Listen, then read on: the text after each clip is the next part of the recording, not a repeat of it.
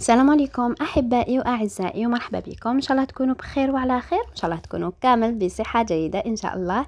اليوم جبت لكم لا سوب دو شو فلور، حاسه كريمي تاع شو فلور، يجي بزاف بنين. اللي ما يحبش الشو فلور راح يحب، راح يعجبه هذا لا سوب. ودونك حبيتو تعرفوا على طريقه التحضير، شوفوا الفيديو حتى النهايه، ما تنسوش ديروا لي لايك وبارطاجي الفيديو بيان سور اذا عجبكم.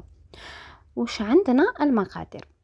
عندي حبة بصل متوسط الحجم هكذا، قصرتها غسلتها وقطعتها كما راكم تشوفوا.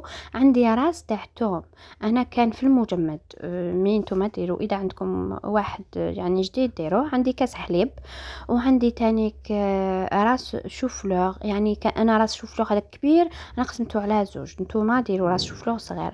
عندي 3 قطع جبن، عندي مارغرين حوالي هكذاك 50 غرام، عندي شويه كركم، نص مغرفه صغيره، نص مغرفه فلفل كحل صغيره، وملح مغرفه صغيره، ومغرفه موتارد. هكذا هادو هما المكونات، ما كانش يعني حاجه كبيره.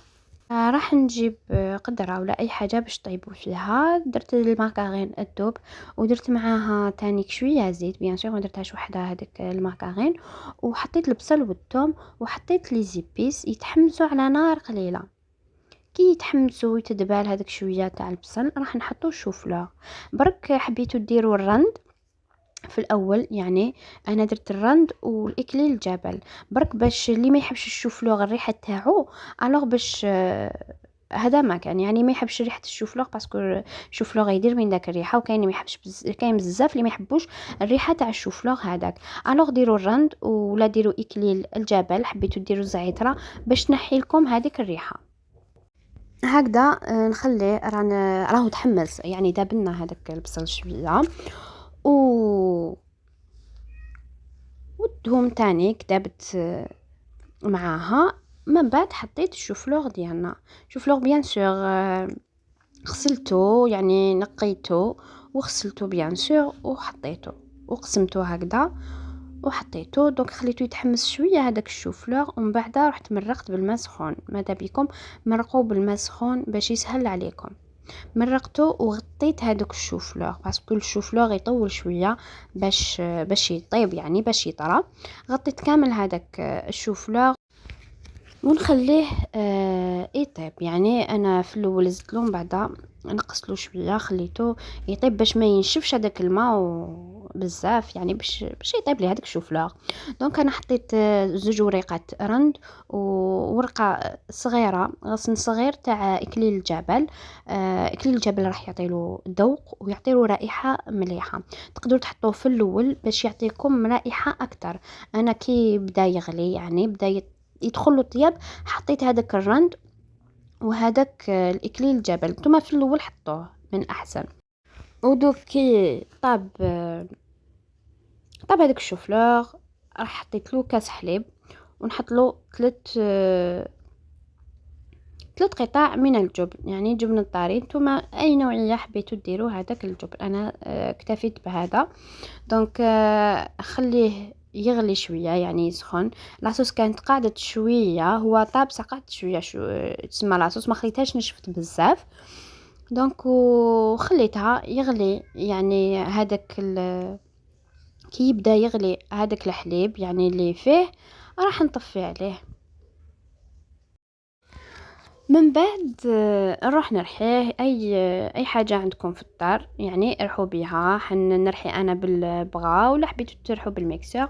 حنحي هذوك 2 وريقات رند، ونحي الغصن تانيك تاع اكليل الجبل، باسكو الاوراق اللي في اكليل الجبل راح ينطلقوا في لاصوب هذيك.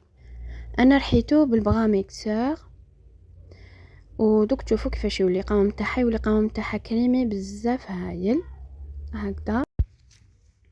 دوك انايا جبت خبز بولونجري، قطعته كيما راكم تشوفوا. حبيتو كان يابس ولا كان بايت، وقطعوه كيما راكم تشوفوا. قطعته، جبت زيت زيتون راح نرشوه من الفوق، حطوه على ورق الطاي بابي كويسون، ولا دهنوا سنيوه بالزيت، وشعلوا الفوق وخليه يتحمص يحمر شويه وخرجيه.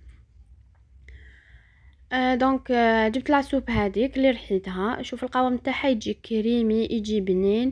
في الاول ما ديروش الملح باسكو درت الفرomاج، ما ديروش، ما تكتروش يعني الملح بزاف.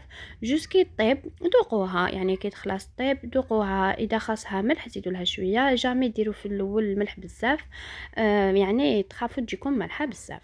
دونك راح نحط هذيك لاصوب، ونحط فوقها الخبز بولونجري. انا درت تقدروا ديروا خبز توست، يعني انا كان عندي هذا الخبز، درت له زيت زيتون وحطيته. تقدروا ما ديروش زيت زيتون، يعني راح يتحمص هكذاك. راح نديرو من الفوق، يعطي له قرمشه بنينه، راح يجيب بزاف بنين معاه. وراح ندير زيت زيتون من الفوق ونزينو بالاكليل. حبيتوا ديروا اي حاجه من الفوق، تقدروا ديروا حبه بيض من الفوق، اي حاجه.